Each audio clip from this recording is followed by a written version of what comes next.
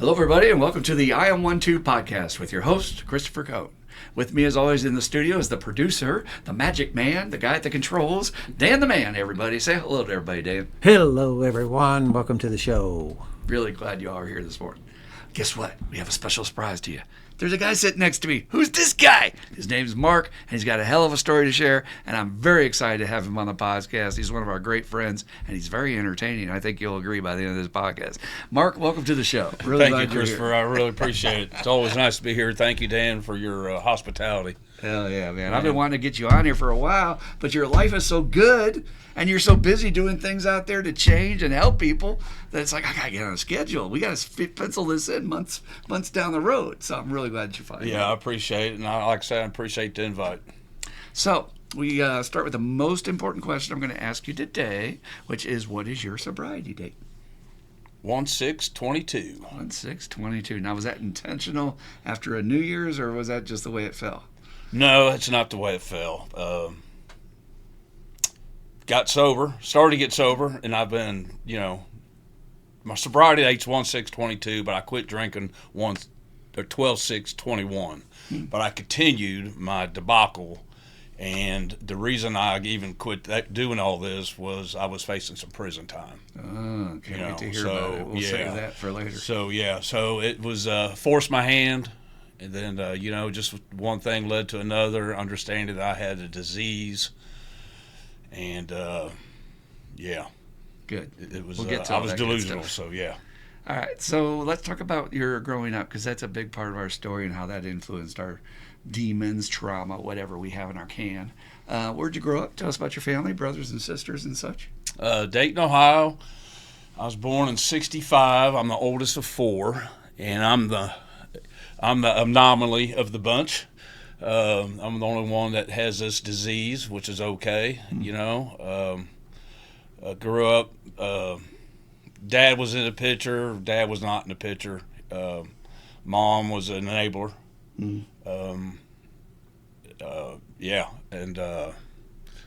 What'd your dad do for a living? Dad was a traveler. He was a gypsy at work. You know? Really? Yeah. He would found out later going through IOP, because he said, "What was your dad like? How did he grow up?" And so I went to my mother, and come to find out, I asked some hard, pointed questions, and come to find out that he went from job to job. He did like trucking, warehouses, and stuff. And he would do good, and he would turn around like a fixer or whatever, But he'd always end up losing his job. And come to find out, he lost several jobs because of sexual harassment. Oh, wow. Dad was not a drinker. He was definitely one of us. He was a dry drunk. And he always tell people, he taught me three things. Rage, judgment on anybody, anything different than himself, and in my case, me, and how not to live life. You know what's interesting about that, when we talk about irritable, restless, discontent, and being dry, a big piece of that is that intolerance. It's all the way I see it. It's not the ability to see it anybody else's way. Yeah, it's definitely head on. There's no distinction of anything else. It's my way or the highway, and that's what he laid down to me. Did he have the sex demon? Because that's a common addiction kind of thing. Is that possible with all of his troubles? Being the oldest, three siblings, and we lived in a small house, one bathroom. You think you would find out, you hear your mother and dad having sex or something like that, or maybe dad's doing porno, or mom even, whatever, but none of that. I cannot remember one time my mother and father ever having sex, never telling each other they loved each other, never saw them kiss, never saw them hold hands. Wow, that's hard. Yeah, it is, and that parlayed into my life. I mean, I didn't, I just wanted instant satisfaction, and I carried that. I guess we'll get into that later. Where did you fall in the pecking order? Are you the oldest brother? Yeah, I'm the oldest. Okay, oldest, and it's boy, girl. Ideally, right, in a good family, the oldest male child, the father's like, "Oh, you're the apple of my eye, and I'm so proud of you." And it sounds like not getting much of that support there. No, my dad, when he did work, he worked crazy hours, and we was poor. I mean, we was on government cheese, powdered milk. Wow. We'd get 1 gallon of milk a day, and between 6 of us, it was gone usually. I worked man, at age 9, 10, I was delivering newspapers. I would cut grass, shovel snow, clean out garages, take out garbage. Just worked, and helped provide for the family. I put food on the table. I bought my own clothes a lot of times because there was no hand-me-downs. We didn't have no extended family or anything. So if I was going to have anything, wow, I was going to have to get it myself, which was okay. But my dad took me fishing one time. I caught a catfish, got stung, or spiked, really? and and he's, "You stupid son of a bitch," and it was just frightening. I remember, God, this fishing sucks, and that's one of the biggest parts of my life now. Yeah. And I always craved that. I played sports. Dad was rarely there. He never coached. And to find out later in high school, people were terrified of him. And they weren't around much. But when he was around, he was just a tornado. He was an earthquake. He was just shattering. A disruptor. Oh yeah, I mean he had no serenity even to the day he died. But that moment you said about the catfish, and I view this kid crying, and he's bleeding, right? Right. Yeah. And you're getting yelled at. Yeah, I'm getting. A lot of us have those stories, right? Yeah, and I think it's because I caught the biggest fish that day. The only fish I caught. Like a true fisherman. But and that's the only time he took me fishing. He took my brother fishing. I was that's a message too. 6 years older. Right, but the kid internalizes that too. Like, I fucked up. And that's why he's not taking me fishing anymore. Oh, yeah, I took that. Yeah, I mean, I couldn't wake up without fucking up. I was always a fat kid. Was never going to amount to anything. Yeah, I mean that was the. When people hear your story, you really turn that around. So we'll get to all that later on. But again, when we talk about trauma, folks, there's so many different items. But poverty and having to struggle like that's definitely traumatizing. It's outside the norm of what would be ideal for a kid growing up. And then having to work early and losing a little bit of your childhood because you got that responsibility. And then just struggle. I think we underestimate when a family has to struggle that much just to survive. And like you said, no extended family. We're between us and the road, so we need to make sure we make our bills. There's no room for feelings, is what I encountered in some family systems, right? Yeah. And I had no way to express my feelings other than anger. Sure. I had my father as a role model, and it was just blow up, 0 to 100, and usually I was throttling at 98 when I woke up. It didn't take nothing. Like I say, it'd be 6 of us in a bathroom, or 4 minimum, one in the shower, 2 brushing their teeth, 1 shitting, or maybe another one brushing her hair. Wow. And that's the way it was, and you accepted it and you went on. I thought that was normal. I mean, I thought everybody got angry at everything. And that's so common for a child their brain hasn't developed yet. So they have no bearing of reference to go, well, is this weird? Do other families? They must all be like this. And but the cool thing about recovery is going back and honoring that and saying, no, actually, there are actually families where kids had a good upbringing, and I can grieve that. I can grieve not having that in my life growing up. Yeah. You say that we lived a little red house next to Pinewood Park. We call it Pineweed Park. And there was railroad. And my room was in a basement. And I remember, there's railroad ties and a couple levels. And people would sit there, kids, adults, whatever, they get high and all that stuff. And that was my first experience to that world. Okay, before we get into that, did your family give you messages to stay away from alcohol and drugs growing up, or was there booze around the house, or what did you see before that moment? No.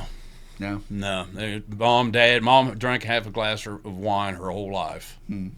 My dad would drink when he was in the service over in Germany, but I never saw him drink a beer ever. That's interesting. He would have beer in the fridge every now and then, and that's when I would grab it. If it sat there more than a day or two, Country Club Malt Liquor XXX, you probably remember that. And it would sit there 1 or 2 days, man, and I would. Malt liquor that would is be the me. Worst. Yeah, I don't know, but I could never drink that stuff. But my grandmother, on my mom's side, great lady. I love spending time with her. She was cool. She was calm. She was collective. She taught me things. She was eccentric, and she would. We'd watch Lawrence Welk. Yeah. Hee Haw, Yeah. Columbo. That's how they came on. That's Yep. And she'd have Miller High Light and Limburger cheese and crackers. So Mark at age 11, 12 started having Limburger cheese and Miller Lite. You know, she'd give me, a little toddy, and I'd drink one, and I'd sneak one, and then, that's when. Did you take to the taste right away, or did you first have the normal Dude, I was reaction? eating Limburger cheese. You don't think that damn beer tasted good? I mean, what the hell? Yeah. Oh, I'm thinking about staying up all night with gas with that combination. That's not going to be pleasant. I had gas anyway. I didn't need no help. It was really bad. I have to get some White Castles on that. But no, I would sneak some, and I'd probably have, 2-3 beers. Wow, interesting. And then, did you get the effect? Looking back, there's no doubt I had to have. Mm-hmm. I was a bigger kid, not fat or not like that. I was bulky and heavy set. I'm sure it did. Why else would I go in there and sneak some more after she went to bed and stuff? That's a good point. And Grandma wouldn't get drunk or nothing. I mean, Right. she would have we'd probably go through a 6-pack between two of us. She's a lightweight. So Yeah. she got sleepy, probably. Yeah. And She you're got like, yeah, pretty- get sleepy so I Yeah. can get in there and get myself If it was another in one. there, it'd be gone in the morning. So, And she never asked you where it went. no. Interesting. Because she knew. Yeah. And she loved having her grandson there. And that was your mom or your mom? That was my mom's mom. Okay. All right. So tell me about this weed part. That was your first inclination, like, okay, I smell something coming from there. Yeah, a lot of people say it smells like skunk. Yeah, Yeah. you got to remember, this is 1971, 72. I was And around. maybe 78. Yeah, I hear you. You're one of the old farts. be or cool. older. I'm 60 now, so it's okay. Are you 62? 63. 63. But, yeah, now I like that. It smelled good. And it just got my mind turning as these guys and gals are, some of them had sex. Mm-hmm. And that was kind of, I thought that was interesting. But, they would sit there and they'd laugh. And I can't remember any major arguments or nothing. It was all good times. And I'm sitting there in the basement, and I got my little window there, and just smelling this stuff, and I'm listening to Kiss or AC/DC or some Zeppelin, Pink Floyd, and it just kind of, that vibe. And then on You knew Sunday, that's where I want to be. yeah, that opened my mind. It's like, wow, man, this is, the laughter, the sex. I didn't really know, it was kind of foreign to me. And, of course, at that age, it is for most people. But then on Sundays, the Catholics would come over. It'd be 11:30, 12 o'clock, and they would have coolers of beer and some bourbon and vodka or whatever, and they play softball and have a great damn time. And the whole time I'm thinking, these son of a bitches went to church and they let loose. But they had a ball. And again, that was it playing in my mind. Drinking, good times, laughter. There was not much laughter in my childhood at home. Yeah. I'm not going to sit here and say it was horrible as far as that. There was no consistency. We didn't have much of a family, like I said. But yeah, all that I think I know looking back implanted in my brain that it was okay. Yeah. I don't like, as a therapist, I really coach my patients on qualifier words. So I say it doesn't have to be good or bad. But what I feel when you're describing your home is it's a little bit oppressive because we got pressures on us. We got the money pressures, we got the dad's mood pressures, and nobody's talking or teaching me how to deal with this. So you were ripe to blow up with chemicals. And not only do the chemicals represent fun, but always for us it represents escape. Because once we get that effect, it's like, oh, I'm not thinking about that shit. Yeah. I'm having a good time. So what was the first moment? Because the beer was one thing. But what would you consider your first moment of getting the effect, quote unquote? And what did it do for you? What did you like about it? From whatever you used the first time that you really got your bell rung with one. Yeah, things grew. 2-3 beers, went to a 6-pack. My dad. Okay. And then we'd start probably at 12, 13. I was getting high. The old brown weed, smoke a whole dime bag to get a buzz. Yeah. And you'd cough and everything. and stems. Yeah, your chest would hurt for a week until you got high again. But, man, I tell you, it was my junior year. And I, busing, inner city busing. And I lived in the city. busing started, and it took the enrollment down. Mm-hmm. So they were closing high schools. And I went to this high school. I was involved in sports, and I was extracurricular activities. I partied. I mean, I was all around, And so they shut down my school, so I had a choice to either go to a bus 2 hours each way on the west side, or I could get my own vehicle and go to a rival school. But the night they discussed that, my mom actually was involved in trying to get that school to stay open. Well, it failed, and they closed that school. So we had to Sadie Hawkins dance. Now, this boy don't dance.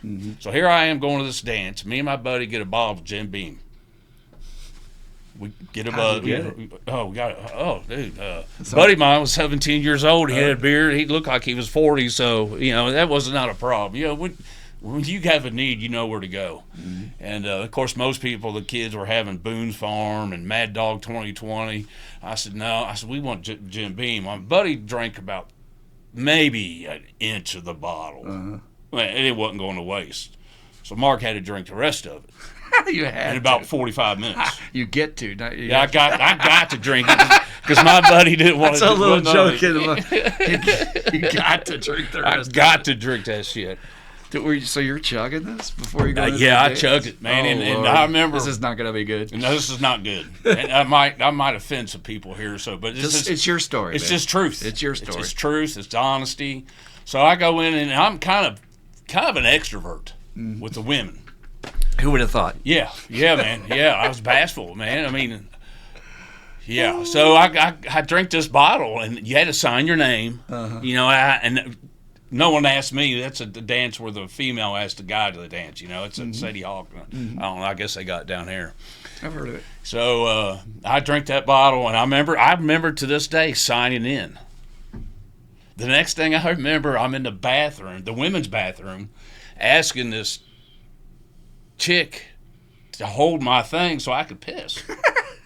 So that didn't work out well. That's always a good opener. No. Would you hold my thing? Yeah. What's your name? What's your name? And she was not into the guys anyway.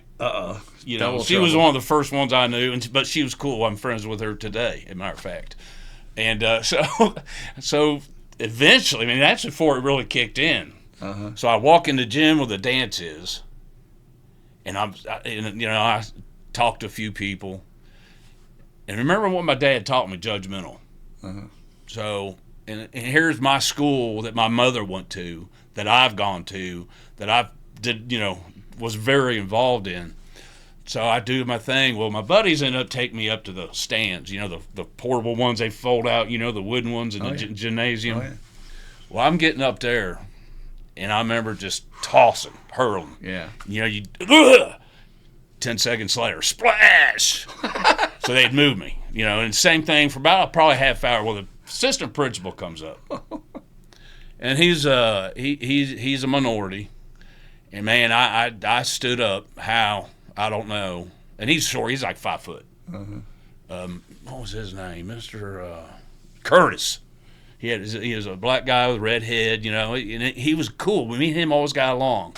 Well, this night, it wouldn't have mattered if it was God. I let my shit out, how I felt about the whole thing, about busing and all this, and how I felt about him and every individual in that place at the top of my lungs. I might have a loud voice every now and then. Well, if there was any doubt, it wasn't that night. So, of course, I got kicked out. I got to get kicked out. So my buddies take me home, and my buddies, remember, are scared to death of my dad. So they set me on the on the steps of the house. There you go. Bang on the door and beat run. Feet. Yeah, they parked up the street so they could just run quicker instead of the car, And here, my mom and dad never knew I drank. If they did, they turned a blind eye. And man, I'm out there. I'm just not like this. Your dad knew you drink some beer. Yeah, not like this. But he never confronted me on it. Okay. Never. Okay. And my sister was sometimes, she was the next one. She kind of took the hits for me. Okay. Things would happen and she would get in trouble, and I was okay with that. You know what I'm saying? So, mom, dad come out, man, and I'm hurting.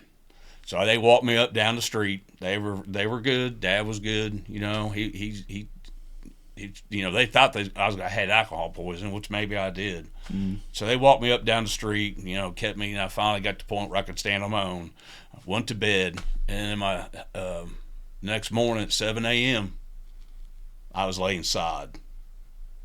Old man wasn't happy, So me and the sod had a good thing. But that was my first time that effect took place, and it gave me that courage to ask a chick in the bathroom to hold me. Yeah, in the female bathroom. So it worked. So it worked. It's a miracle. And that was I had some female interaction. Yeah, and I'd had interaction before, but nothing to the level that I would do anything like that. Right. And so in other words, it made you not care if you were rejected. I didn't care. That's the key. Yeah, and you know what? After that point, even though next morning it was horrible, it was hot, but I liked it. And you knew you were going to do it again. Oh, I couldn't wait. At that moment, I could have stamped you. You're probably an alcoholic, like the big book says. Because I hear this a lot from my patients, that they have that moment where it's great, and then everything goes to hell, and it was awful, and it was the worst hell they ever been through. But then they're thinking about only the moment it was great, and it was great when you were talking about it. Gave me honesty. I mean, I guess it put my true feelings out on the table. Mm-hmm.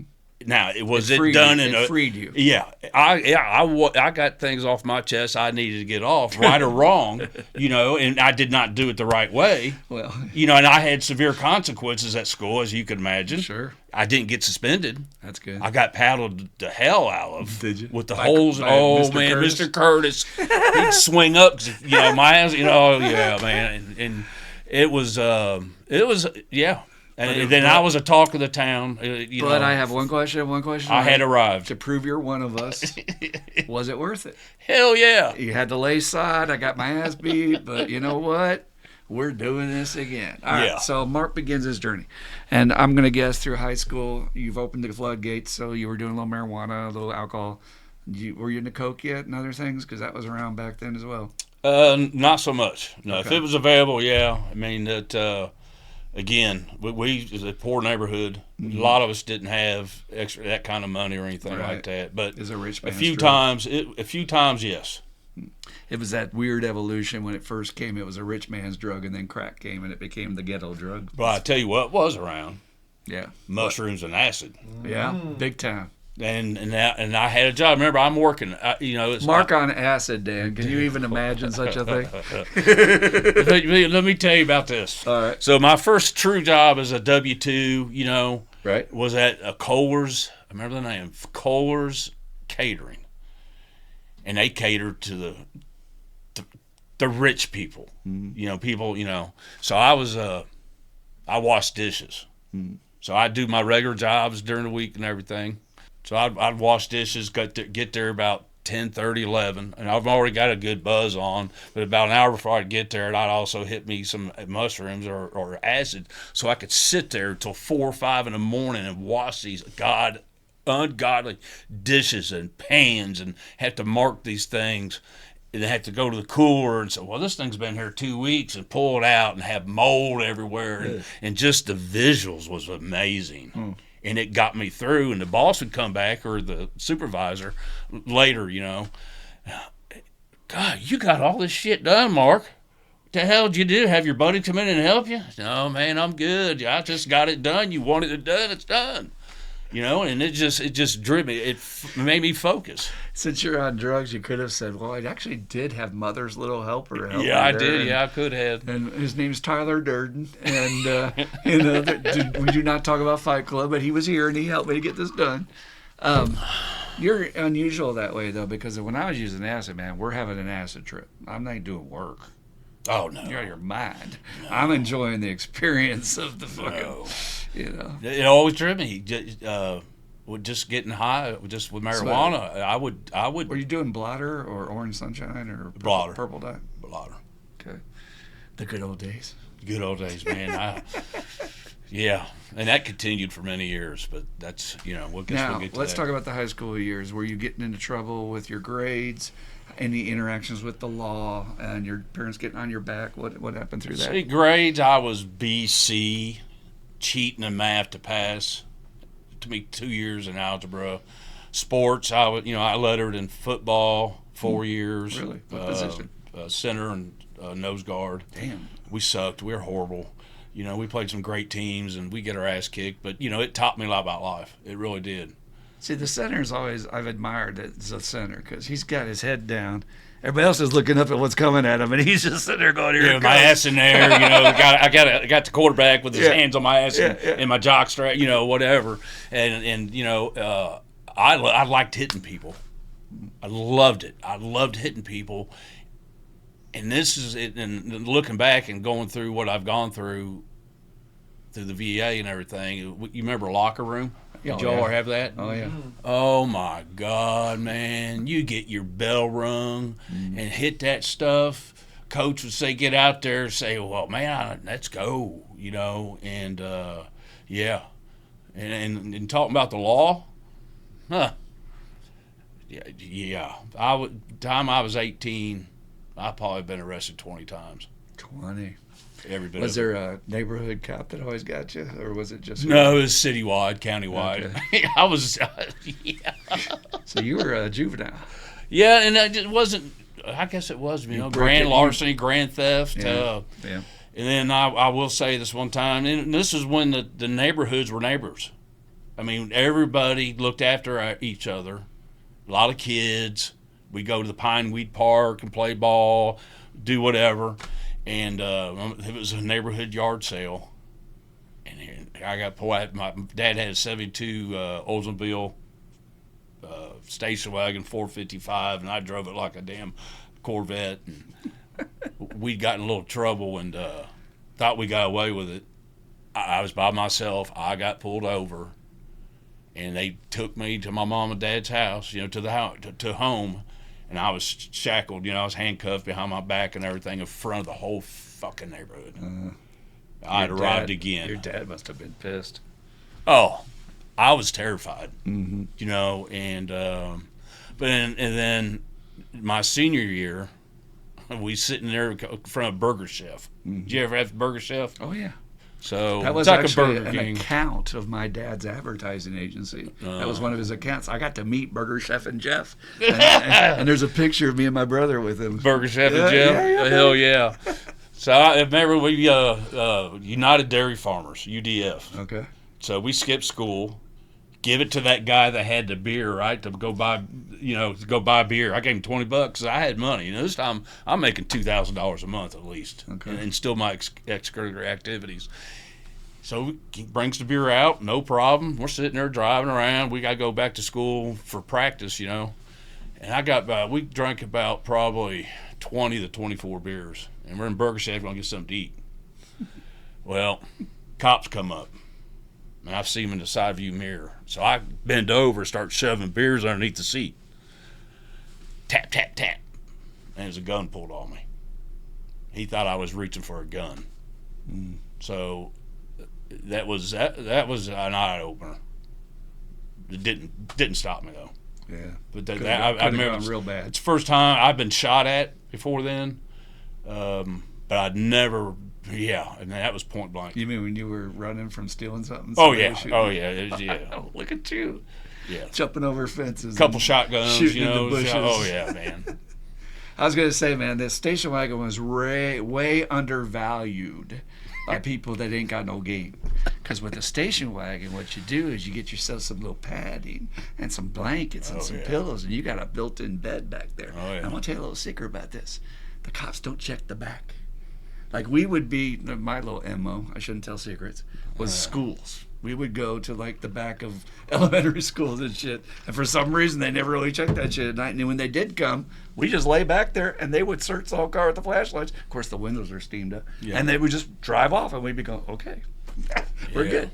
But let's talk about that 18-year-old kid getting ready to graduate. And if I could come to you with a magic wand and said, Mark, you're kind of living a crazy life. But if I have this magic wand that I can wave it and you can do anything you want, I can make it happen with your life. Was there any goals, any dreams, anything that kid wanted to do? If he could have? Survive. That's it. You didn't have any other goals bigger than that? at one time professional baseball player, but that wasn't gonna happen. I done pissed that down the road. No, I had no goals, no dreams. Just survive, man. I was doing what I was gonna do. I was doing it Mark's way, my way, the highway, and I was pretty. I worked hard. I always had money in my pocket. Always had a vehicle, and always getting in trouble. And then my dreams were made for me by the law, by the judge. It is kind of interesting that even in bad environments growing up, there's value sometimes. And so I would say the value in your story is that it taught you to be a hard worker because survival's at stake. Yeah. So you were always hustling and always active to get, make sure you're staying alive. Yeah. I did try college. I paid it on my own. Yeah. Mark back at college. Can you college, living in a dorm in the same town you grew up. It's not a good recipe. I do not recommend it to anybody. You should have gone somewhere else. I shouldn't have gone, period. Are you kidding me? What did you want to study? Or you just law? No shit. Yeah, I was in pre-law. You had a voice for it, man. You'd be a great lawyer. Oh yeah, I could feed the bullshit. But yeah, I had to do so good my freshman year to get into the next step. Oh yeah. Well, I had a .8 grade point average at the end, and I worked. I worked at Burger King. I worked in the females' kitchen or the dining hall. Not always tripping. I don't think I worked one time without tripping on shrooms. I love shrooms, and and then eventually, at .8, I got in more trouble. 0.8 in grades, but 4.0 in partying. Yeah. So, all right. Well, let's fast forward a little bit. You went in the military, right? Yeah. I got. Where's that fit in all this? I got more trouble. After the college thing, what little dreams I had of being a lawyer was gone. Okay. So, got in more trouble. I was 19 at this time, just about to turn 19. It was like April. I turned 19 in May. And got more trouble, and the judge says, "Look, boy, this is it. You've had enough shit. You got a long record. Now you're an adult. Start acting like one. If you come back, you're going to the big house." And I was like, man, I got to do something. He says, "I suggest you leave in town. Don't come back because I will be watching for you." And that kind of sobered me up a little bit because my friends weren't going nowhere. Some of them even died already. To the madness, and that young, really? Oh yeah, like car wrecks. Yeah, and I had a few friends get shot and killed in high school. Jesus, brother, or shortly after. Damn. And I didn't want to be like that, So I left the court. Took the 74 Pinto wagon I got now. I had a Pinto. Which I wore that back end out all the time, But I had the wood grain panels, all that good shit. The blow up Pinto. Here I am. I arrived again. My mom was so afraid I was going to get blown up. Oh yeah. It was kind of an adrenaline rush for me. Is what it Especially, driving madness. People would be behind you. We called tailgating you. I'd slam on that. I didn't give a shit. So. It was a 4-speed, but it was mine. I had a 3-speed Gremlin at one time too. Oh, I love Gremlins. I can tell you a Gremlin story. It'd be amazing. Cars, dude. My buddy had a purple one. We call it the purple eater, people meat eater. You're supposed to have the spare tires of donuts. You're only supposed to have one and only go like 35 miles an hour for no more than 50 miles. He had 4 of them on there, and we drove that thing to death. That's fantastic. Yeah, man. I like that. Got arrested in that a few times too. I had a party out at the lake, and these guys are drunk. I wasn't using back then because of my dad's history. And they got on the you could actually stand on the back of that bumper and hold on to the top rack.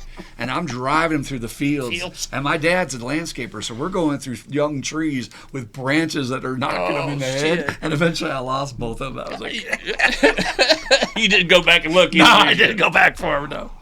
All right, so we're back to leaving court. Yeah. And so I'm in that Pinto wagon, and I pull up to the Army recruiter. Okay. I'm thinking, there's my chance. I'll join the Army. What year was it? 1984. Okay.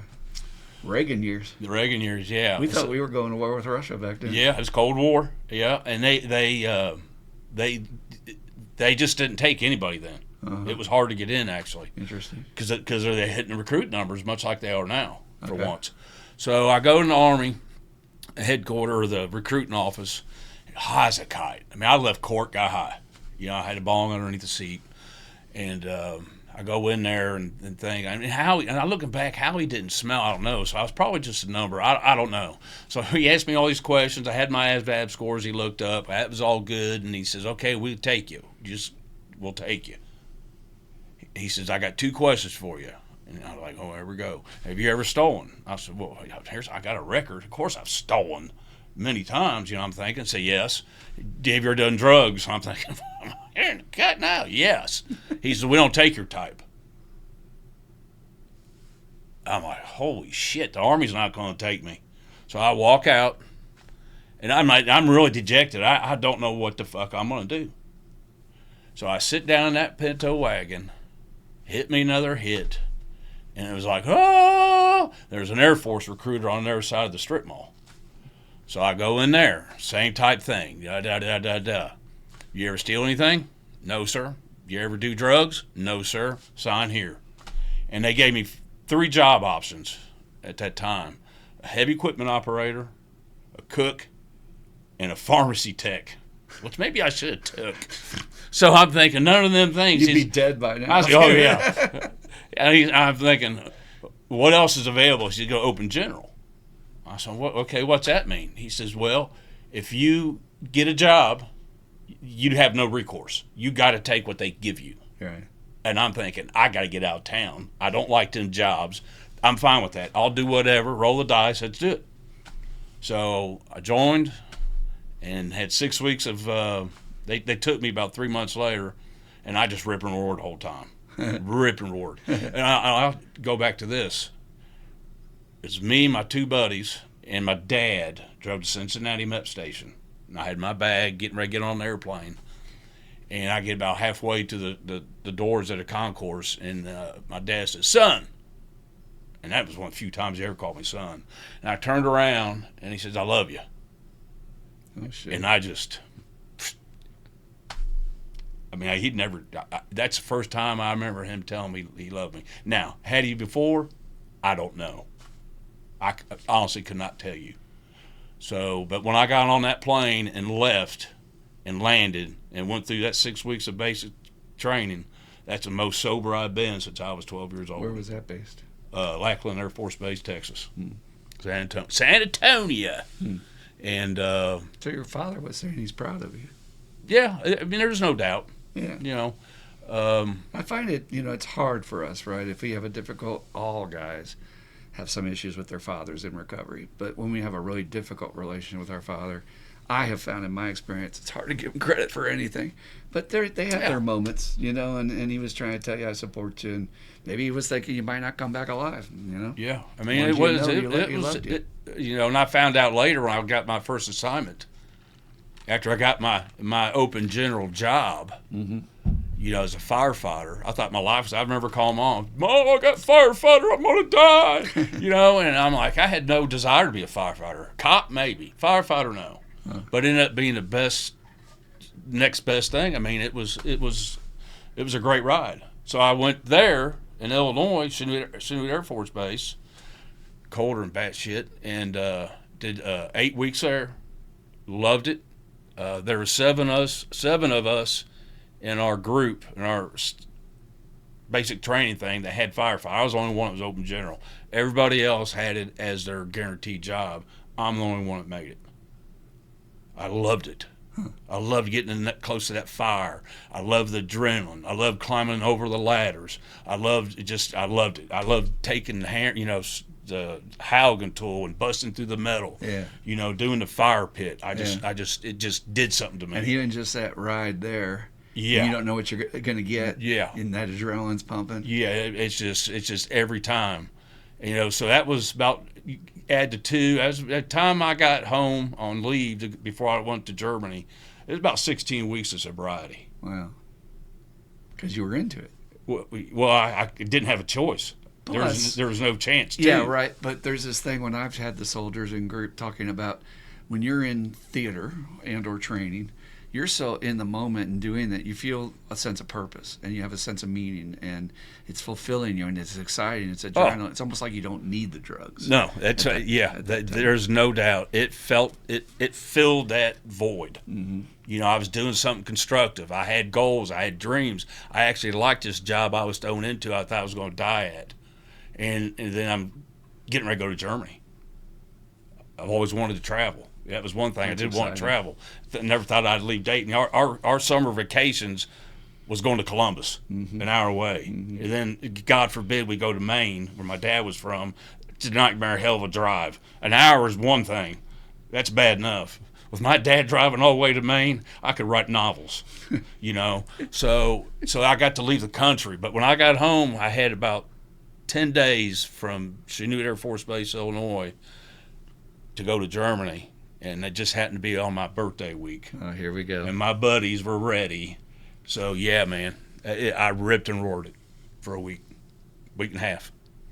And I here I was again. Where'd you go in Germany? Where were you based? Bitburg Air Force Base. Okay. It was just about an hour and a half from Frankfurt, right on the Luxembourg border. Every military branch has their own peculiarities, but generally they're all pretty good drinkers. So did you fall into that over there, drinking the German beer and everything? That's the obvious question. German beer. I was there one night. Went out the first time I get on there. You take the White Swan through all these little things and everything. You're 19 years old. You're like, holy shit, man. So I get to the base. They're playing war games. So you have a sponsor. Well, my sponsor wasn't there. And they dropped me off right where I'm going to stay at the hotel, base hotel, so to speak. And right across the street is the club. So I go in the club, and I can get German beers $0.25 a piece or a pitcher for $1. Yeah, $5 was well spent. And I stumbled across, and they were in the, like I say, Cold War. It was serious stuff. Mm-hmm. We played some serious war games. Yeah, it was serious. And when they reinstituted the draft, that was a moment for me where my family was going to disown me if I didn't sign up, because they said, well, if they come for you, we're not doing a damn thing. And really? I was like, damn. I said, well, I'll go. I was such an arrogant prick. I'm like, well, I'll go to Canada. Fuck y'all. And they're like, good luck with that, but we're not going to help you. We're not going to help you. And I'm like, we don't know you. I was like, all right, I'll go to the post office, sign up. But it was scary. You really thought nuclear war, or, we didn't know. We didn't know what Moscow was going to do. Yeah, we had nukes at our base. Yeah, really? And they called it, what did they call it? Oh, man. It's alert, whatever. But when we played games, and we played them quite often, you would never know if it was real or not. The pilots knew if it was real or not. But when they had pilots were on standby 24 hours, like us firefighters on the flight line, when they had an alert, or true or in practice, they had 2 minutes to be airborne to have a chance, and they would take off with nukes. And that was very sobering. And we'd play these war games, and these F-15s would fly a couple hundred feet above the ground, and just it just, for somebody not being in battle, it left an impression on me what war was like. And I don't want to, I'm full of gratitude I'd never went to actual war. That was close enough to me, among other things that I saw. There's the wisest quote from people who are battle hardened is that the only people that want war are people who've never known war. Yeah. It's the most horrific hell that could be manifested by man on earth. Yep. And it's not the movies. It's not a joke. Mm-hmm. It's horrific. And all right, so let's get to some juicy matters, because we don't want to be here all day. Did any moment you consider that you were an addict alcoholic? I mean, did that even enter your mind that maybe Never. I have a problem? Never. This is just what Mark does. Never. We'd go to Amsterdam. I'd go to Amsterdam probably once a month, buy my stuff, come back, sell, just so I could get mine for free. That's pretty risky. You're selling on base? No, it'd be off base. Okay. Now, I would smoke on base. I would Really? smoke on duty. Really? Yeah. This is some of the stuff that. That's why that guy said we don't take your kind around here. Oh yeah, man. Because you can't follow rules. So the firehouse was at the control tower, air traffic control tower. So you had they're on top. Then you had the emergency room for the fire department, and then we had us the second floor, bottom floor, and then the basement. Nobody ever went in the basement. Mark went in the basement. So we that's when some cocaine, but mostly hash. Hash. Yeah, that's big over in Germany. Maybe some shrooms, but hash. And this is on duty, man. And I'll tell you, that went on hard and heavy. When I got off, we had 24 on, 24 off. When I got off in the morning, I got kicked off base within a week. I got to base. So I lived off base, which was cool. I was making an extra $400 or $500 because the German mark was over 3.5. So I lived like a king. Yeah. So I get my cooler beer, my camera, which I kind of took as a hobby, and I would go off. I would just drive for about 10 hours. That way, if I got lost, I had 14 hours to get back to duty. Mm-hmm. And that went on and on and on. But not one time did I think I had a problem. I mean, it's natural. It doesn't occur to us that we have a problem. And usually, I didn't even know AA existed. I never heard of it. No, not at all. I will tell you, though, there was a short time over there in Germany. I found God. I got saved. Uh-huh. And what was the motive for that? Why'd you do that? Yeah, searching. I think I was still searching for something. It was a Southern Baptist church. I loved the pastor. And a good buddy of mine, who I'm actually going to a celebration of life Saturday for his wife. We stayed friends all this time since '84 or '85 when I got to Germany. And for about 6 months, I could say I was free. We did a lot of Christian camps and stuff. Some different nationalities, military and stuff. And during that time frame, that small period, and it probably wasn't probably 4 months. They called us at roll call, and they kept the shift. We was getting off, and the shift was coming on. We had Germans in military. Well, they had put a FBI or CIA guy on the other shift, and they did a shakedown. They arrested probably 8 GIs, fired 4 or 5 Germans. They had heroin. They had, you name it, they found it in the firehouse. So when that happened, they shut the runway down. We didn't have enough firefighters to cover it. So for about 2 days, that was not an active runway in the Cold War. Wow. So this is prior to you getting saved? No, that was during that short window. Okay. So they piss tested everybody, and I was one of the few that came clean. God was looking higher at me. Higher power already looking out man, for you. I should have known then, right? Hell yeah. You remember that? You were listening to that podcast we just did about, I said that even when we're screwing up, sometimes in emergencies, higher power can show up. Yeah, you can look back and pinpoint, either accidents, you're not having an accident, or losing your key, or whatever, man. There's so many instances I can think back. It's like, wow, how did that happen? Why am I here? You have to question that. Yeah, there's nothing. So, and when I left Germany, I was looking for a new start. Okay. Did great things over there. Mm-hmm. A lot of highly decorated. Then they sent me to Oklahoma, and that didn't work out too well. So I was there 3 months, felt like 5 years. Mm-hmm. And they gave me, and I just got all these awards and everything. And the major I went to the major's office, and she says, "Look, you got to re-enlist or get out." And I took the liberty of having your enlistment papers. I was high speed. I mean, when I work, I'm a worker. I may goof off, I may do drugs, but I'm going to be productive. And I said, "No, ma'am, I'm out of here." And I left in my '88 Ford Escort GT and went back home. Back to Dayton, no job. And after they were here, I'm a trained firefighter, rescue, EMT, hazmat, high-angle rescue, everything pretty much been underwater because I can't swim, even to this day. And thinking I'd be highly selective as a firefighter somewhere. Over a year went, no job. I did construction and stuff like that, and my addiction just steamrolled. It was, looking back, it was sad.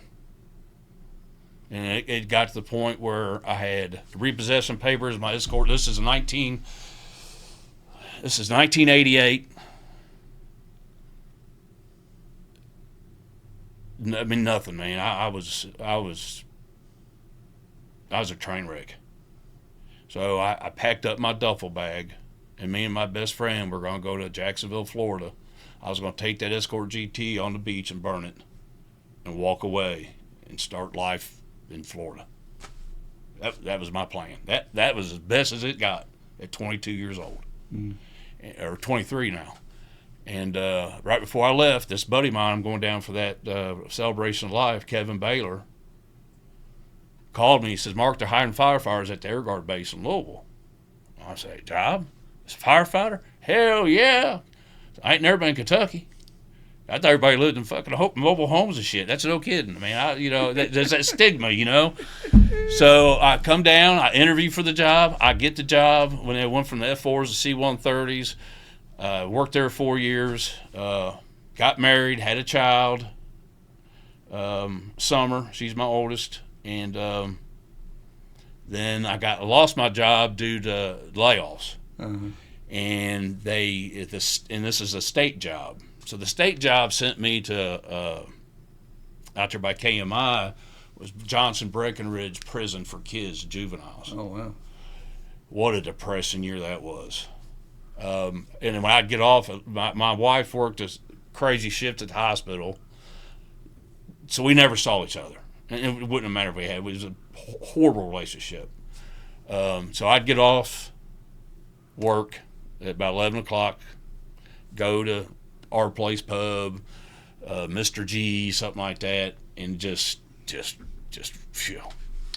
rumble. All right, for the sake of time, because we're supposed to do what it was like, what happened, and what it's like now. So let's jump forward in time. Where was the moment where you got to a point where it's a crisis, and I need to seek help, and I need to do something about this? After how many DUIs? I know, right? That's what I'm saying. We could do a drunk-a-log, and it's all the same story. It's a broken record for us. The DUIs had an effect, short-lived. And then I had one in, 2021. Mm-hmm. Drank about 50 shots of bourbon. During the pandemic? Not shots so much. Yeah, it was during the pandemic, yeah. And nice and neat, whatever. Guy had 50 bottles of bourbon. Different types, everything but Pappy's. It didn't matter. I don't care if it was Evan Williams. I'm all down with free. It's for me. So, and of course, I just bought a quarter ounce of cocaine. I had a loaded gun. I had 50 shots of bourbon. I did a few lines. Was gotten high off and on for that 6 hours I was there, and I decided I could drive. I was going to go to another bar. Yeah.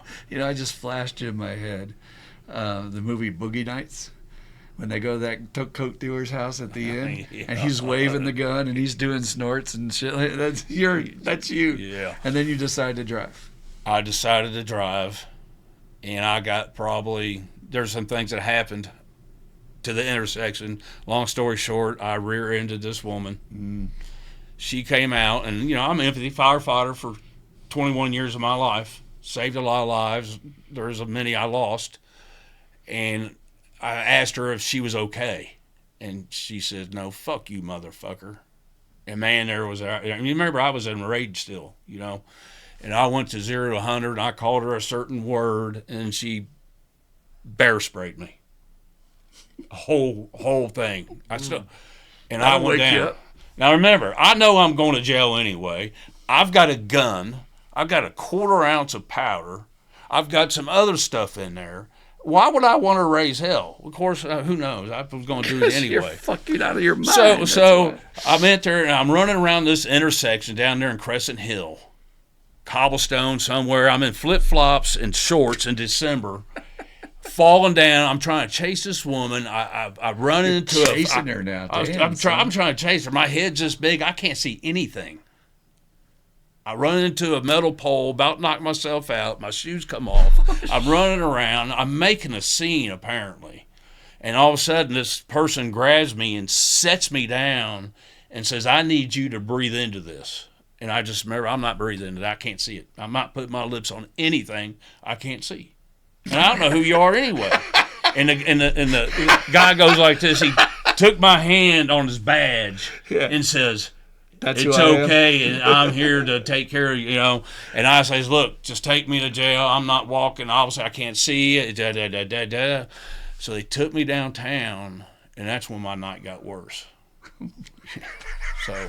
So that whole incident, is, and I'll tell you a quick stipping on that. They threw me in isolation for many different reasons. I was in there. I was banging on the walls. No. I had a pair of shorts on they gave me because all my stuff was ruined.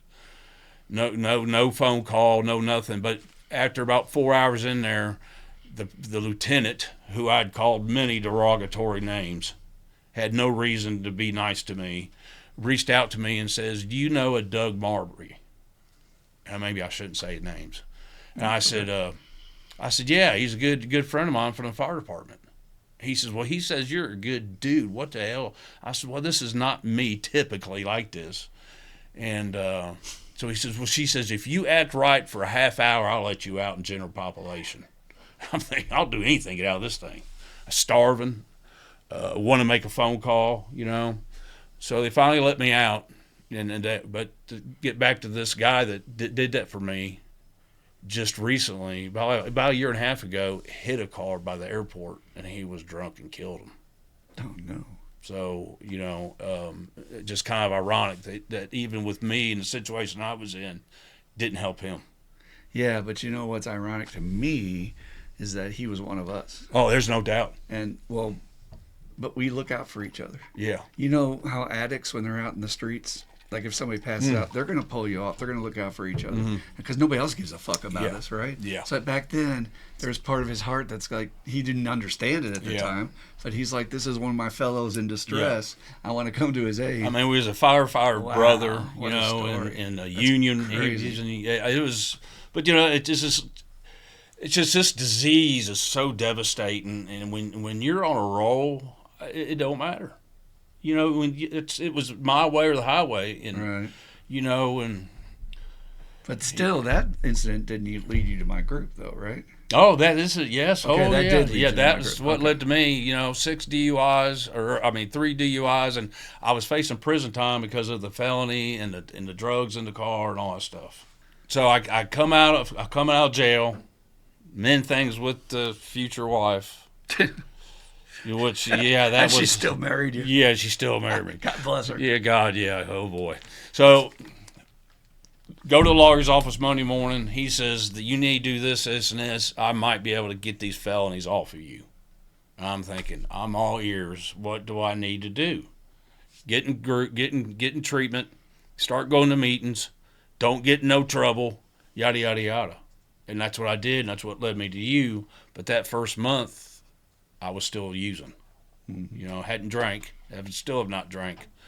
But that was what brought me, because the fear of me going to prison. And I was tired. I was tired of being perfect. I was tired of being my world. I was tired of, my rage was so out of control. And when I would get mad, I could get mad at that desk. Mm-hmm. And because I was so full of rage, it would just destroy your soul. Mm-hmm. And you're not even part of it. Mm-hmm. And I could see... Toxic is the word. Oh. We're just toxic to be around. Working on the boat down to the lake or something, and I'm blessed, that's first world problems, right? I got a boat and I've got a problem. Boat stands for break out another 1,000. And I'd get so mad at something because it didn't go my way. Right. And I'd get so mad that, Jen, my wife, or to-be, stepson... I could look in their eyes, and they did not.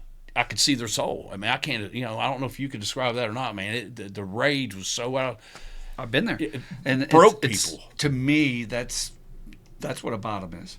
Guys can get DUIs. They can lose their families. They'll walk the streets before they get it. But when I have a crisis that is in my face, and I am offended by what I see, and I'm like, no, hell no, this shouldn't be me, and I don't want to be in this space. Mm-hmm. that was your moment. That was your moment of seeing yourself. And it does take a moment of sort of stepping out of our skin and seeing ourselves. Yeah, and it's something I didn't like. Oh, trust me. You know, it's very uncomfortable. And getting back to your IOP, I remember the day, man. You got a lot of people, but you made me to believe I had the disease. I mean, before I was like, hey, Christopher, I can stop whenever I want. And you're like, well, haven't you for 56 and a half years? Because I don't want to. I don't have a problem. Oh, the hell I didn't.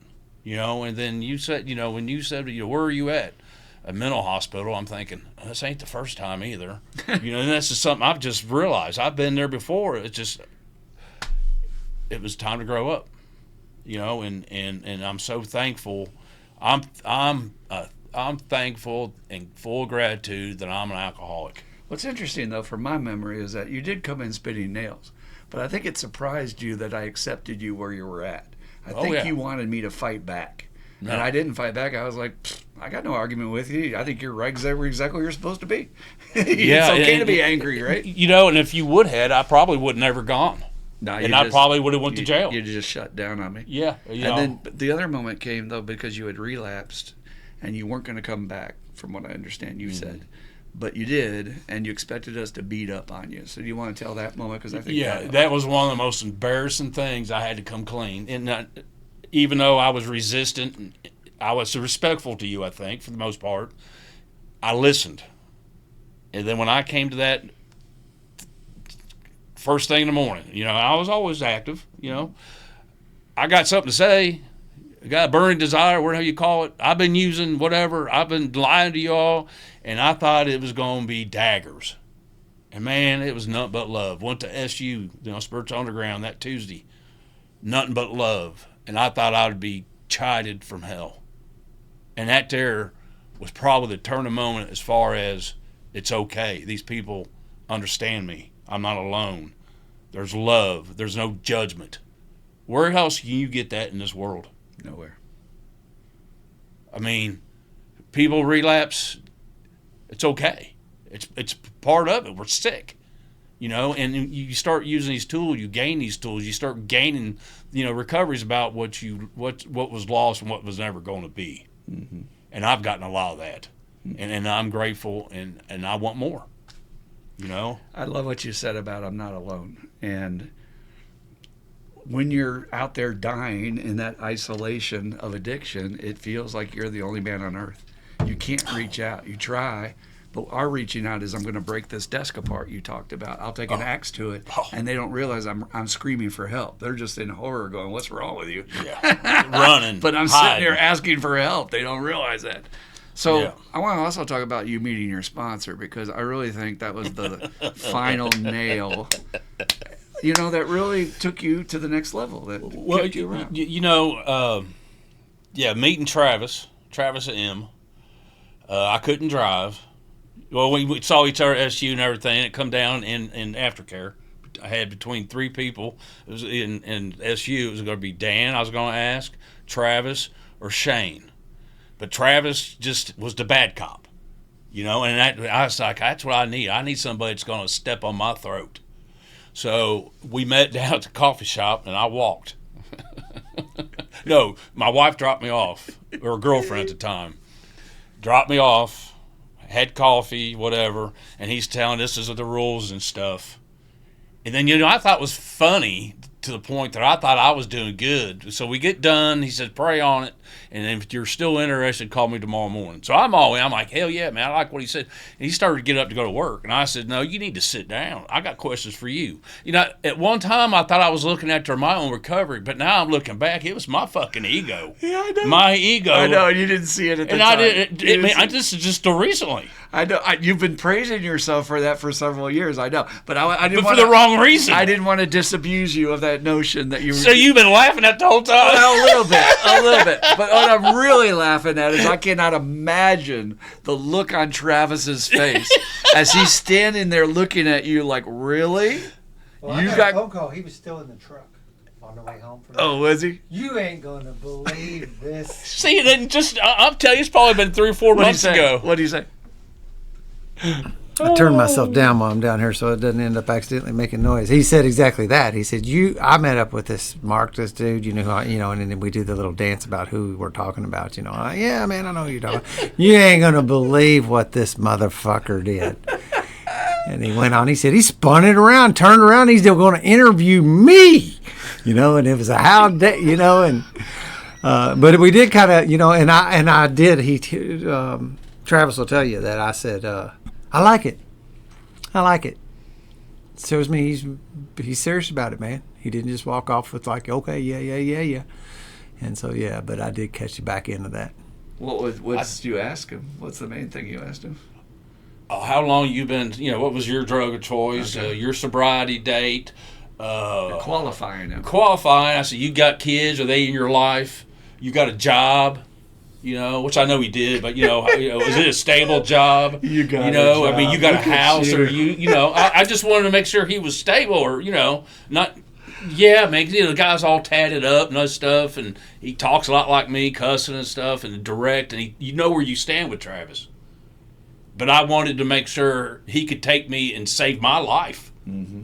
That's the angle I was coming from. I need somebody to save my life because I had nowhere to go but up. Mm-hmm. Well, of course, you could always got down. I had, someone said it, relapse no more is that the bottom is when you quit digging. I was done digging. Good. And that's, that was, yeah, so that night I prayed on it, called him up next morning, said, I'm all in, man, if you're ready. And I don't think he mentioned that. The interview I had for him. He's not going to rub it in your face. No. But for the newcomers, this is common. He has a new car, he's got a job, maybe he's good. No, dude, there's only one thing you care about.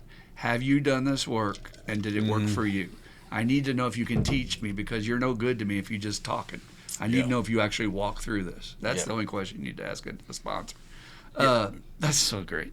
And again, you're right. Travis is a guy you needed to just sort of shut you down. Yeah. Say, Mark, just be quiet and listen to me a second.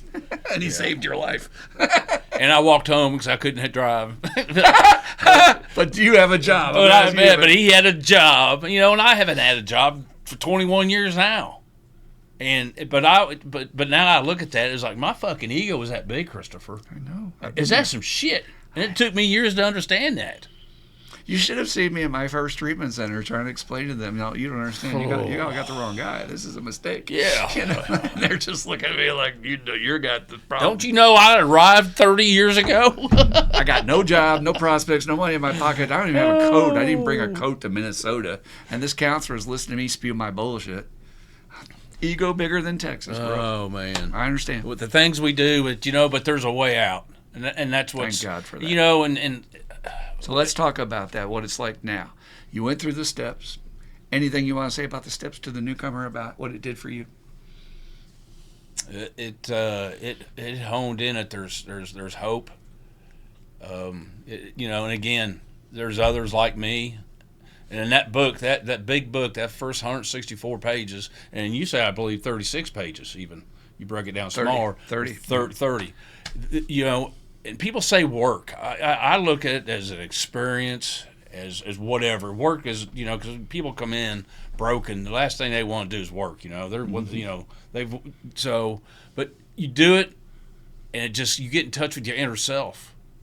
And when I got through the fifth step, my life has not been the same since. It's rainbows and blowjobs. I mean, I can't, the things I've gotten. And trying to do the next right thing, demonstrating my loyalty to my God or my higher power, and showing that to others and walking the talk. And I think I do a pretty good job of that. So Travis takes people to his cabin. Did you get that experience? Yes. Okay. So for the fifth step, for people that don't know, we've done our inventory in step 4, and now we're to dump our trash can out with our sponsor and our higher power being present. Yeah. And so to lay down your burden is what I hear you saying. You came out of that changed. Yeah. You were my backpack was heavy. I'll guarantee. You've heard a lot of people. Yeah. I mean, to look at myself through another lens was hurtful. my last 3-4 years on the run, I didn't have any mirrors in my house. I mean, the mirrors I had were covered. I hated myself. Excuse me. And to go through that inventory and to look at my part in things, and most things, you know, it was heartbreaking, but it was freeing. You know, it was like, oh, you know, dad, even with my dad, it was like, you know, maybe some of my shit's my fault, you know, and to go do that and to tell another person, to tell people things that I've never said out loud, things I've thought of saying would never say to anybody, let alone outside loud and somebody might hear it, and be able to do that to somebody that was not going to judge me, was going to love me, with our higher power listening in, was the most peaceful thing I've ever been to. You know, and you know, and for some people you get a big bang or whatever. Mine was subtle, you know, but profound. It was, dude. It just, yeah. I left that cabin a changed man. Pronto. There was, you know, I put a lot of effort into it. You got to do it honest. Right, but I want to address what you said, because a lot of people think about that work word. And I always say to people when they get all sketched out, well, I don't know if I want you for my sponsor. I don't know if I want to do the work. I'm like, you want to just walk with me a while? Yeah. I mean, don't worry about it, dude. Anytime you want out of the car, get out. Yeah. If you don't do what I ask you to do, I'm going to kick you out of the car. But why don't you just walk with me a while? And I got to tell you, as you're going through with your sponsor, meeting with them, talking to them. Oh my God, it's so hard. The work is so hard, but actually it's fun, and you're learning things, and you're having new experiences, and you're learning about your spirituality, and it's like a gift. And people are like saying, it's work. It's not freaking work. Am I wrong on that? No, not There's at all. There's effort. You're right. Yeah, you have to put forth effort. some effort, but your sponsor's right there to guide you. Yeah, you know, you can't build a house without putting the foundation you got to sweat a little bit. Yeah, you know, and you know what work was, and I've been saying this lately, is waiting 6.5 hours for your dope man when he gets there, then you're happy. Driving across town, then running out of gas and have nobody to call because nobody gives a shit. That's work. You know, not be able to find dope and figure something out, you know, not having this and doing meth, and then That's next work. thing from both. I mean, you know, it's just borrowing from Peter to pay Paul because I don't have my bills this month. Not going around your family. What lie did I tell you so I don't tell this other guy that different lie? And she's going to find out because they're going to talk. And yeah, fuck that now shit. I mean, now, it's just. And I'll bet today you could look yourself in the mirror just fine and be proud of what you see. No, me and Tim L are doing a thing. I don't know if he told you. We're doing 30 days looking in the mirror with 3 affirmations, and we're confirming it with each other. That's awesome. I can look in that mirror. I can stare at myself. 1, because I'm good looking, and then 2, because I love what I become, and the reflection I see, and it's due to my higher power.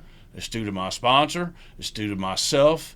And my support group, which is amazing, simply amazing. You know, you got, SU, Okay. And your continuing aftercare is a blessing. I mean, that's, and I'm so grateful. All right, we got to talk about the last piece of juice because this is so exciting about Mark's story. You know, we come into recovery and we just expect, okay, if I could just quit drinking and drugging and get this pain out of my life, I'll be happy. That's all I want. And then all of a sudden we find out, well, wait a minute, I've come this far. I got my steps done. I'm sponsoring people. Maybe there's more for me. And Mark was telling me, I've served my time. I've paid my dues. I've got a pension. I got Army. I got all this. I'm just going to retire. That was his goal. I want to retire and do whatever. You know, who knows what he's going to do. He'd probably drink himself to death. And yet he didn't know he's going to have a whole second life open up to him. So you want to tell the folks what you're doing now? Yeah. I was 56 and a half, getting sober. Been retired at that time, 17 years. Never had to work again. Thought I had the world licked. I knew I had the world licked. I was the world. Well, you're beating the game because you're retiring early. And that's with no purpose. I know. You know, it was why I didn't have no drug test to worry about, nothing like that. So I get sober, and then all that, you start feeling better, you start making friends again, you start loving people, you can look at yourself in the mirror. I had a daughter I hadn't seen in 22 years. Saw her once for a couple hours, but between that, no contact, no nothing. Ended up having 3 grandkids, never knew nothing about. I've seen them several times now, continued contact. Got the last 6 months of my dad's life, I got to go to Ohio. I got to sit with my dad every day until he died and actually hold his hand. He took his last breath, and to me that was a journey, man. I never thought I could do that because his shit continued. He never saw what I saw, and unfortunately he was so far gone when I got sober.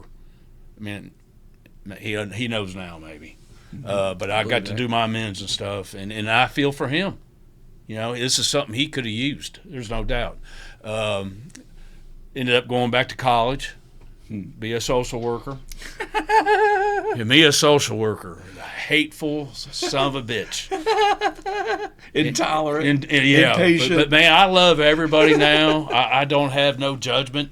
I probably judge myself more than anybody else. But being there for your journey from day one in treatment, I'm sitting there going, if I had said to you, hey, Mark, you stick around here, you're going to be a social worker. You'd have said, oh, well, not that. Anything but that. I was just going to school, period, let alone social worker. True. Liberal school, Spalding University, and a liberal as fuck. You're changing, sir. And my whole mindset has flipped. I went from wanting to help veterans, homeless, and mental, and with addiction, to now I want to be in advocacy and policy change because I want to have a voice and change things because our society since 1840s, 1850s been talking about the same shit, the same level, and nothing's getting better.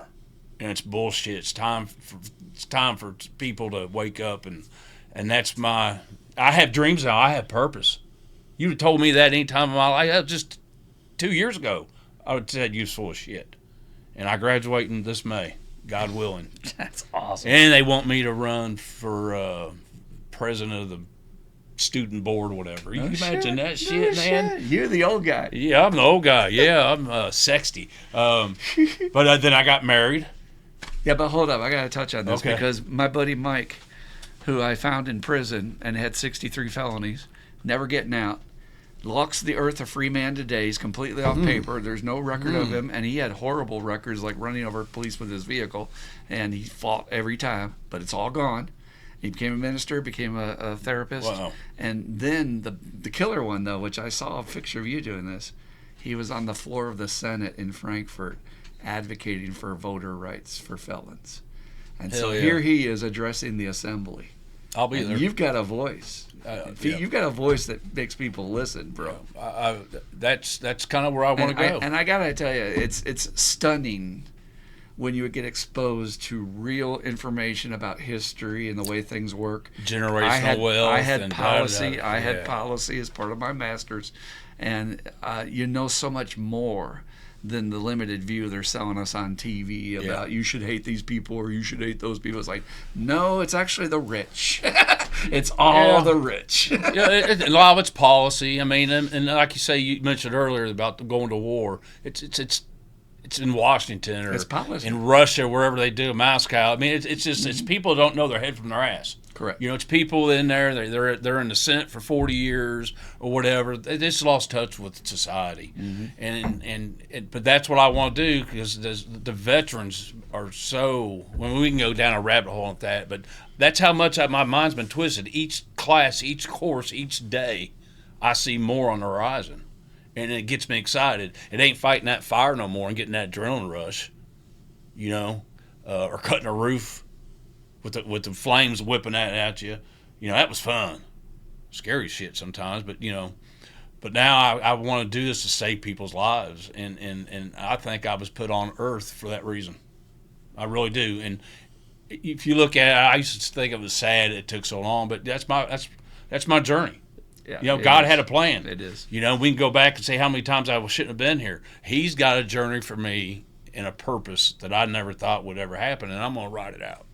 And now you want to affect change for good in the world versus being a force of destruction, which And a is what we taker. are when we're using, you know? Yeah. Oh. And that transformation from a guy who's no good to anybody to going to a guy like me or you, but me, since I'm in the field right now, helping people. Mm-hmm. How does that happen anywhere else, folks? Yeah. Look, I know there's stories of people going to church and changing their lives, but on the level of like so many people doing this in our group and stuff, it's a miracle tool, these steps are. You know, and talking about getting high, when you sponsor people, Yeah. there's nothing higher. No, I You agree. mentioned it earlier, and on your other podcast, you did. I mean, when I had my first sponsee and when he got it, I remember driving home. I was like, "Fuck, I got to pull over." It was like I was levitating. I mean, I was just so blessed and full of gratitude, and it's so hard to explain for me. You know, when a guy gets it, there's nothing better, man, and there's nothing you can put in you to make you feel that way. And, you know, and Well, I think that's why I stay sober. People don't understand this when you're sick, but this is the best drug available. And we ain't talking about Jesus, crazy drug, and ooh, God, all that. We're talking about helping others and being in the trenches and making a difference for good in the world. If you want to look yourself in the mirror and feel good about what you see, you got to stop thinking about just yourself. That's the key. yeah, because my self will ran me to a ditch. Almost killed me, bro. Yeah, man.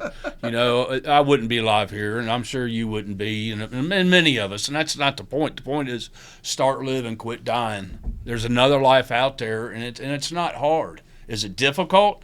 Yeah, but we done talked about what's difficult is hurting people, harming people, stealing from people you love. That's hard shit.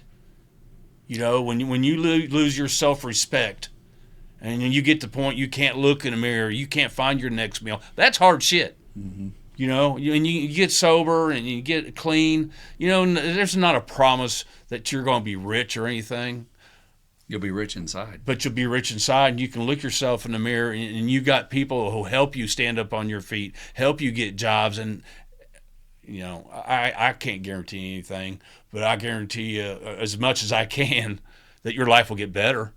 I can make a guarantee. This shit works for everybody that does it. Yeah. You have to do it. But the hardest part is actually this right here. I'm going to do a little scene. Hey, Mark, my name's Chris. I just met you, but I heard what you said at the meeting. It sounded pretty good. And I want to sort of ask you, and I don't really want to, but would you sponsor me? That's the hardest part. But once you Yeah. get your teacher, Yeah. you're no longer in charge. The teacher has the wheel. You just do what they tell you to do.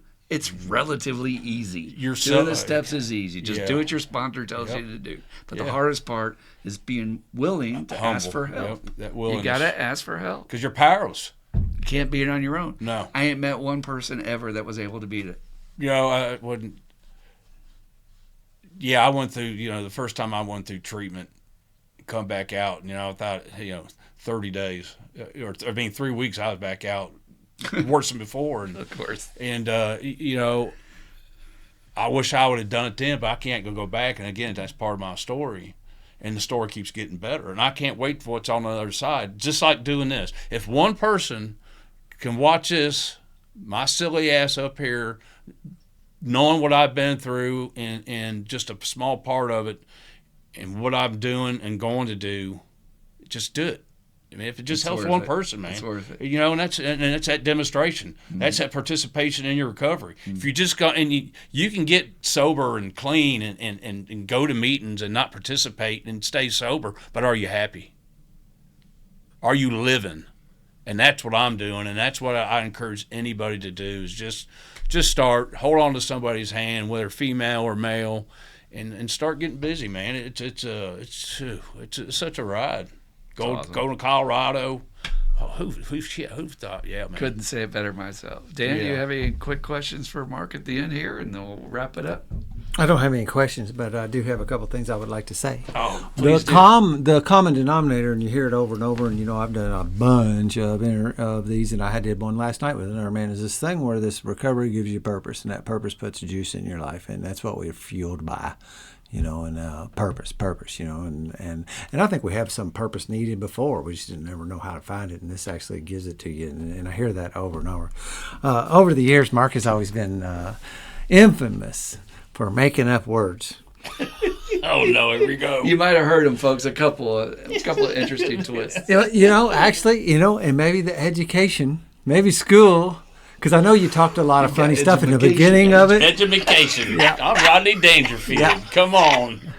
And I wondered about whether if a title of this ought to be this, but in the beginning, and I had to write it down, and I don't know if people would read it right, but he said it was instant satisfaction. Did you get the amazing part too? Yeah. Not amazing. It's amazing. Amazing. Yep. America. Yep. And exterior activities. He's just being fancy. He's trying to impress us by adding an extra syllable. There's got to be an extra syllable. But it's always been something we've been able to laugh about. It's fun, and it is. Travis has got a whole noteboard on him. Yeah. Here's one. You want to say unit? Oh no. Okay, we won't go there. But I'll tell you something. This past retreat, and I've had an experience lately, and I was drawn to think about doing this. But this is the flip side of that. Is there was a guy getting pretty damned honest, and he was hurting pretty bad, and he was really crying at the fire, and he's turning something loose, and I watched Mark stand up and go over and hug and hold that man, tell him it's okay, cry, brother, and hold him. And he was doing just exactly what Scott Lee had done with me just a week, earlier in that week on that of a man. And I've always heard that in Scott's talks. When a guy's getting rid of something, just go hold him. And I watched Mark intuitively get up. And now there was a man that I met some years ago that walked in here that maybe had as much resistance to this program as just about anybody I had met so far, of just the wall up and full of freaking anger. And how long are you going on? 4 years, is that right? 3.5. And the change between the man that walked in the doors just 3.5 years ago and the man that immediately stood up at that fire ring the other night and took his other new guy and held him while he cried. It gives me chills. You talk about it now, man. Where else? Yeah. Where else? Deep. And I watched that guy, and you see the difference in him today. Oh yeah, his the life next changed. day of that, and I know that moment had a huge. It's not even, you can't even put an adjective in front of it that's big enough. The impact that made on that man. Just love, man. No judgment. And not only that, Mark, but you've got the goods from your background to do that with a soldier.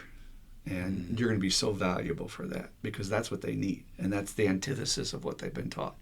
And I would have to dance a line because I don't have military background. So when I'm working with them, I'm kind of like, okay, well, they're going to look at me like, well, this is a civvy. He doesn't know what the fuck he's saying. So I had to earn their respect. But you've got that, and you go right in there and just be like, I'm here for you, brother. Yeah. You're going to help so many fucking people, dude. I'll give you a quick story. My last night of school, last Tuesday, we come out, social work school, come out, and there's a guy, you can tell he's wore out, and he comes up and says, can you all find me a place to sleep? So there's a number you can call, and they give you some other numbers. So we called them all. Nobody had a room. So I done said, I'll take you somewhere, brother. You will not sleep on the street tonight. So I took him to Hill and Place, gave him $20. And man, that just, don't know what the guy ended up doing, but the guy was hurting, and it felt good to do that. To not judge that kid. Before I would probably kicked him. And to have that turnaround, man, it's a gift. It's a gift. You can't, yeah. No judgment has been such a change of me, and I wish my daddy would have lived long enough to see that. Oh, he sees it. No, he sees it, Mark. And I was going to say one last thing. You surpassed your dad's journey by being there for him while he was dying. That is something he would have been incapable of doing for anybody else. Yeah. Not for anybody else, but for his own father, because of whatever his father did to him. Yeah. And unfortunately, folks, that's what it is. It's generational trauma. Yep. And it's just passed on down the line until somebody says, no, enough. I want to change this. And that's what you're doing. And none of my grandkids, yeah, will have to be 8 of them, will ever see me in the madness today. What do they call you? Pawpaw, Grandpa, Okay. Old man. I got a great grandson, and yeah, it's a step grandson, but still, it's great, man. It never had to see me holler or rage and given PTSD because of, it's such a gift. Now my kids, I could tell you some stories, but it's okay. Yeah. Because I made it right, and that's in the past, and that's a gift of this program is it allows you to let go and let God. Perfectly said. Well, Mark, thank you for just being on the podcast. I knew you were going to be a firecracker, and you did not disappoint. Would you like to say any last words to the newcomer out there? It could be anything at all. We love you. We hope you. We definitely love you. But I tell you, before I come in this program, I was so judgmental and so resistant that anything would ever change an old wretch like me, and it has. I just had to get honest with myself and get in touch with my inner child, and I have, with the help of another man and a support group that does not judge me, and we love each other, and life is beautiful. So just get hold of somebody and just start. It's okay. You're not alone. That's what I was going to say. You're not alone. Not alone. And that's what I found out. There's so many of us, and just reach out. 1 out of 10 in the population has this illness at different stages. So if there's 9 billion people on the planet, that's 900 million of us. That's a lot. And I'm happy I'm one of them. I am too. I'm full of gratitude. I am too, bro. Because I would not be here today or be in prison. And and people like you that pull wretches out like me, it's amazing, man. It's my great honor. Yeah. My great honor. But and just doing these podcasts is an amazing thing, too. And I get another friend. Yeah, that's for life. For life. A real friend. For real friends. That will show up to my funeral. Yeah. I wouldn't have had nobody at my funeral. I know. Now they'll have to have standing room only. Well, I'm a legend, don't you know? Yeah, but it ain't going to be for a while because God has work for you. Oh, yeah. For sure. Yeah. And all right. Yeah. So congratulations, Mark. Thanks for being here. We really appreciate it. Good job. Yep. Thank you, Dan. All right. Love y'all. All right. We like to close our podcast with the same thing we do on every podcast, which is the Serenity Prayer. If you at home would like to join us. So, God, grant me the serenity to accept the things I cannot change, the courage to change the things I can, and the wisdom to know the difference just for today. Hell yeah. Keep coming back. It works if you work it, and you die if you don't. Woo! Thanks for being here, folks. We love you. That part, come back and see us next week. We'll have more. We got to do an update with Mark in the future, and we'll have him back. But thanks for being here, and spread it around. Pass it on. Peace out. Keep it real. Peace out.